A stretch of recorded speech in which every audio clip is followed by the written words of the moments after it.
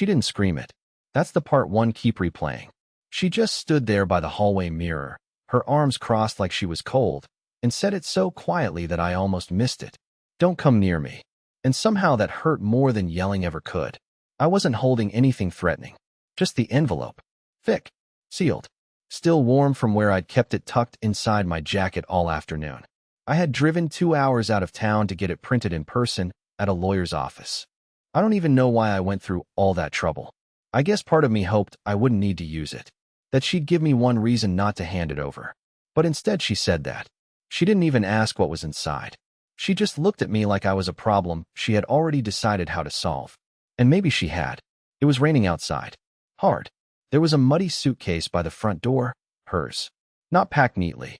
Just stuffed. Rushed. Like she didn't think I'd be home yet.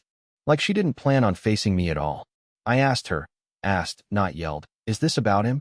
She flinched. That told me everything. So I placed the envelope on the kitchen counter. Didn't say a word. Just nodded once, and walked past her without making eye contact.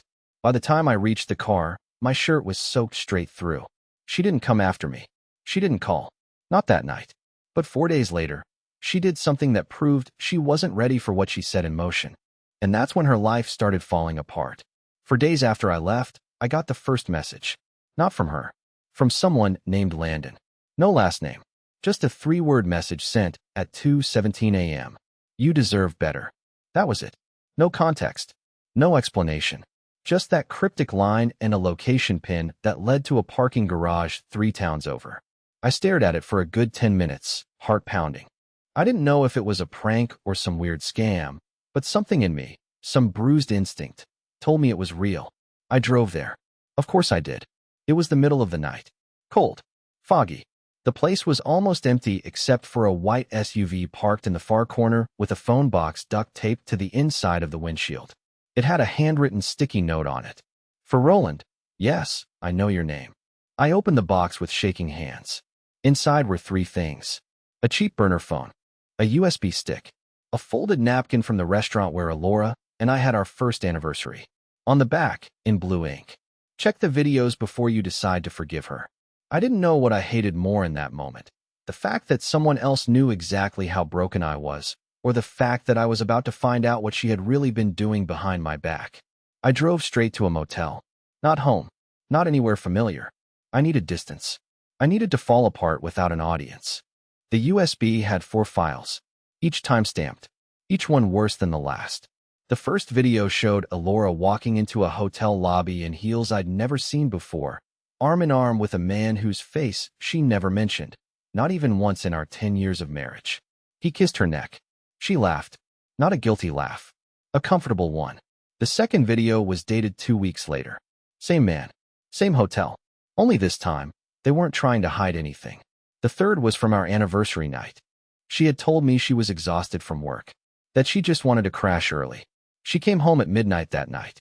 But the footage? It showed her sitting at a rooftop bar with that same man. Candlelight. Wine. Her wearing the red dress I thought she had thrown out years ago. She used to call that dress her reset button. Apparently, she found someone new to reset with.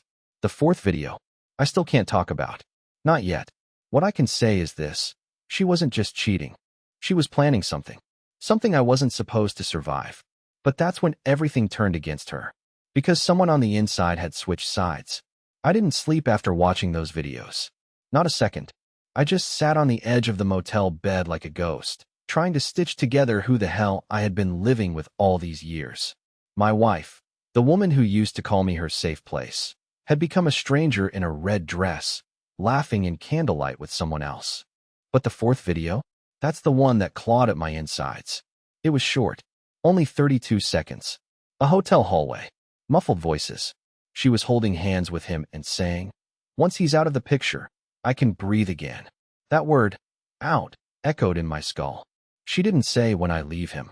She didn't say when I divorce him. She said out. Like I was something to be erased. Like I wasn't a person. Just a problem.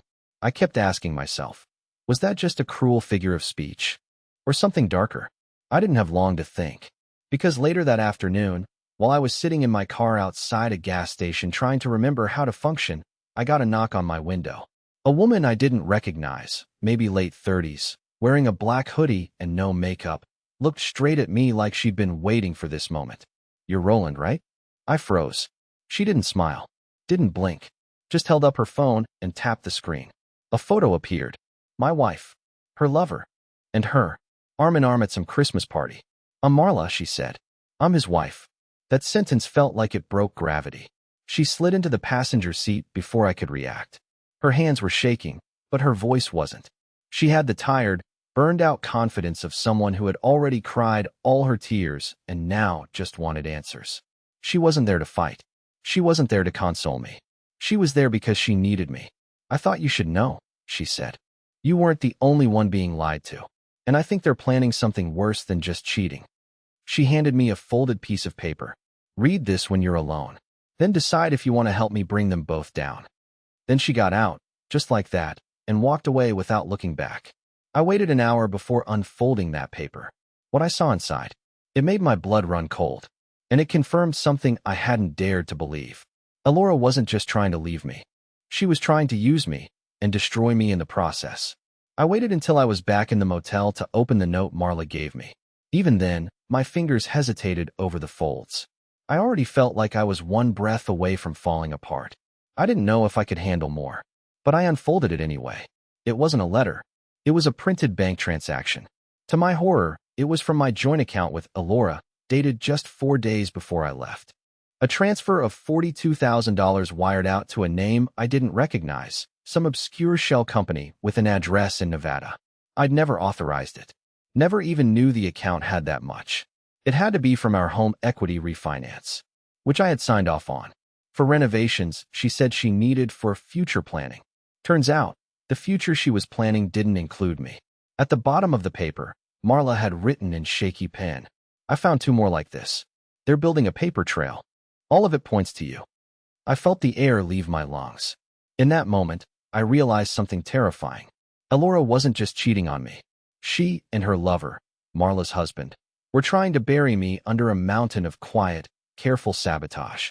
Drain the accounts, move the assets, forge a financial trail that made it look like I was funneling money without her knowledge. And once that was in place, divorce me, smear me, leave me penniless, maybe even in trouble with the law. It was an actual setup, and I'd walked right into it. Suddenly, every odd thing from the past 3 months snapped into focus. Her fake apologies, her mysterious business trips, the way she started insisting I handle all the bills and just sign the documents because she was too stressed. She'd been playing the long game, and I was too busy trying to save the marriage to see it. But what they hadn't counted on, was that Marla was watching. Not just watching, but documenting, tracking emails, following the paper trail, recording phone calls on a spare device hidden in her husband's car. And now she was giving it all to me. She didn't want revenge. She wanted escape, just like me. And the only way either of us would get out clean was if we worked together.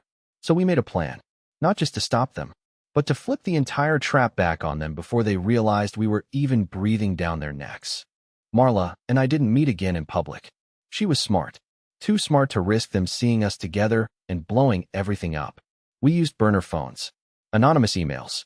She even created a fake identity just to get into her husband's cloud backups. That's when she hit the jackpot. Buried in one of his Google Drives was a folder titled Income Stuff. Inside were spreadsheets, dates, memos, and a full outline of what they called Phase 3. That's what made my stomach turn. They had a plan with phases. Like this wasn't 2 selfish people cheating, but a full-blown operation. Phase 1, build trust back home. Let me feel secure. Keep me distracted. Phase 2, financial bleed. Quietly reroute money through dummy vendors. Get me to unknowingly sign forms, locking me into liability. Phase 3, divorce me. Frame me for financial misconduct. Clean image for her. Ruin for me. Move in together once the smoke cleared. I was reading this in a rented storage unit with one working light, and my hands were shaking so hard I dropped the page. These people didn't just want to leave us. They wanted to erase us. But what they never expected was that we'd stop being victims. The key was not confronting them. Not yet. Marla convinced me that if we exploded too soon, they'd scatter and disappear with everything. We needed to make them comfortable, let them think we were still clueless. So we played our parts. She pretended to be the sweet, oblivious wife. I pretended to be the broken, spineless ex who went off the grid. I sent Alora one polite text asking if she was okay. She ignored it. Classic. A week later, I got a cold, scripted message from her lawyer. Your spouse is requesting an uncontested divorce for mental health reasons. Please review the attached documents. Mental health reasons. She was trying to spin it like I'd gone crazy. That's when I stopped feeling hurt and started feeling focused. We took everything we'd gathered, emails, transfers, footage, and handed it quietly to a forensic accountant Marla had already contacted under the radar. She didn't just want to prove cheating. She wanted to document fraud, coercion, and coordinated asset theft. But that wasn't enough. I needed her to feel something. Shame. Panic. The way I felt when I stood in that kitchen and she whispered, "Don't come near me," like I was the monster. So we planted a seed. A very subtle one. Marla left a USB stick in her husband's gym bag, one she knew he never touched, containing a single video file. Grainy footage of the two of them. Only the first few seconds. Just enough to make him paranoid. Just enough to make them both wonder. Who else knows? 3 hours after he found it, Alora called me for the first time in weeks. No hello. No apology. Just, "Where are you?" I didn't answer. Because it wasn't time yet. The voicemail came 12 hours later. I didn't answer her call, obviously. But the moment I saw her number, I knew the paranoia was starting to do its job. She didn't leave a message the first time. But the second time, it was shaky, unsure. Like she was trying to sound calm, but was losing grip on whatever confidence she had left. "Hey, I wanted to check in. I know things have been weird. I got a weird message today. If you're mad, just call me, okay?" Weird message. That was rich. They were unraveling faster than I expected. Marla had planted the second USB stick inside his work satchel this time. Different file, this one labeled insurance_proof. It was empty. No actual content. But the file name alone? Enough to send someone like him into a tailspin. You don't name a file insurance proof unless you've got a backup plan. And that was the point. Marla's husband, Noel, started slipping. She said he missed 2 morning meetings, pulled their joint savings into a private account, and started asking her strange questions, like whether she'd ever talked to Roland. She played dumb. Said she thought I'd left town. Said she hadn't heard from me at all. Meanwhile, I was 10 minutes away, sipping coffee, listening to every voice note he left her on a cloned account Marla set up from his backup phone. He was cracking. And it didn't take long for Alora to follow. I got another voicemail, this time sounding more frantic. "Roland, what did you do? Just tell me what you sent him. Please.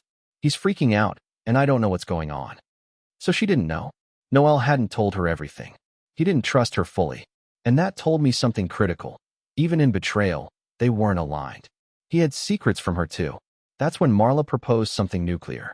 "Let them implode on each other," she said. "We don't even need to light the match. Just nudge the candle close enough to the curtains." So I did. I sent one message. No context. No greeting. No threat. Just a single screenshot. A blurred still from the surveillance footage at the rooftop bar. Her. Noel. Kissing. Timestamped the night of our anniversary. The caption read, "Who do you think sent this to me?" I didn't follow up. I didn't respond when she started blowing up my phone 30 minutes later. 5 calls. 3 texts. 1 voice message that started calm and ended in a full panic spiral. "Why are you doing this? You left. You left. You're the one who walked away. So what the hell is this? Are you trying to ruin me?" That word again. Ruin. They were so quick to play the victim once they felt the ground shifting. But I wasn't trying to ruin her. I was just showing her what happens when you push someone too far and then think they'll stay broken. I don't know what I expected when I heard the knock at 6:42 a.m. Maybe the motel manager. Maybe a delivery. What I didn't expect was Noel, Marla's husband, standing there, soaked in sweat like he'd been running for miles. No jacket, no bag, just shaking hands and a face that didn't know whether it wanted to fight or beg. "You need to stop," he said, voice low, trembling. "You have no idea what you're playing with." I stayed in the doorway. Didn't invite him in. Didn't even move. "You tried to bury me," I replied. "Now I'm just digging back." His lips twitched like he wanted to say something clever, something powerful, but instead he did something pathetic. He pulled out a phone and showed me a screen, messages between him and Alora. Dozens of them. Angry. Accusatory. Accusing each other of being sloppy. Lying. Using each other. He thought if he showed me that, I'd call it off. That I'd see they were turning on each other and feel like I'd won. But I didn't care about winning. I cared about the truth. Did you really think you could turn me into the villain and walk away clean? I asked him. He didn't answer. Just stood there, silent. Until the second knock came. Behind him, Elora. Hair a mess. Eyes red. Still wearing whatever she slept in. And the moment she saw him standing in front of my door, something inside her snapped. She didn't say a word to me. She didn't say his name. She just launched into him, right there on the motel walkway, yelling about how he promised her the plan was airtight, how you said we'd be safe, how you told me he wouldn't fight back. Their voices carried. Other people opened their doors, watched, whispered. It got worse. He shouted back, called her dead weight, said she was supposed to handle me, and that she screwed up everything by making it personal. It all spilled out. Their affair, their financial plan, the faked mental health narrative. In front of witnesses, people started filming. By the time motel security showed up and told them to leave or the cops would be called, Elora was sobbing and screaming into her phone, telling someone, probably her lawyer, that everything was ruined and he wasn't supposed to fight this hard. And me? I stood there quietly the entire time. Didn't raise my voice. Didn't step in. Didn't even record them, because half the floor already had. Their shame had gone viral before they even pulled out of the parking lot. But it wasn't over yet, because the final blow, the one they'd never recover from, was already scheduled. A courtroom, a judge, and everything Marla and I had built in silence was about to hit them like a freight train. Court day came faster than I expected. I hadn't seen Elora since the motel parking lot meltdown. Her lawyer had gone eerily quiet after that, probably because he realized she wasn't the victim she claimed to be. Marla and I had spent weeks preparing. Timeline spreadsheets, account summaries, surveillance footage, recorded calls, text chains, everything. When Elora walked into that courtroom, she looked like a ghost. Still beautiful, still composed in that performative way she always had. But beneath it, she was hollow. Noel wasn't with her. He'd taken a separate legal route, trying to distance himself. Too late for that. I didn't even need to speak much. Our lawyer laid it all out. How she and Noel conspired to drain joint assets, staged false claims to control the narrative, and attempted to trap me in financial ruin under the guise of mental instability. The judge's eyebrows rose multiple times, especially during the parts where Marla's recordings were played aloud. Hearing their own voices scheme in surround sound, that was justice enough. Her attorney requested recess twice. Both were denied. In the end, the judge ruled in my favor on every count. Full asset protection, fraud reversal, divorce granted with extreme prejudice. I was awarded damages, not just for financial loss, but for emotional and reputational harm. Elora had to pay her own legal fees. Noel? Subpoenaed separately for criminal inquiry based on the forged signatures tied to the shell transfers. But the real victory wasn't legal. It was personal. Weeks after the trial, I got a letter, handwritten, no return address, from Elora. It wasn't an apology. Not really. Just 2 sentences. You were never supposed to matter this much. I'm sorry it ended like this. I didn't write back, because for the first time in years, I didn't feel broken. I moved to a smaller town, started rebuilding my life from the inside out. I stopped asking what went wrong and started focusing on what could go right. I took a job consulting for a security startup. I planted herbs in my kitchen window. I even got a dog, something she never wanted me to do because they were too much work. And Marla? She's doing well too. We still talk sometimes, not romantically, just 2 people who crawled through the same fire and came out the other side. Stronger, smarter, free. So if you're watching this and you've been betrayed, listen to me. You don't need revenge to win. Just walk away. Let the truth do the talking. They said I'd never recover. But here I am. And she's the one looking over her shoulder now.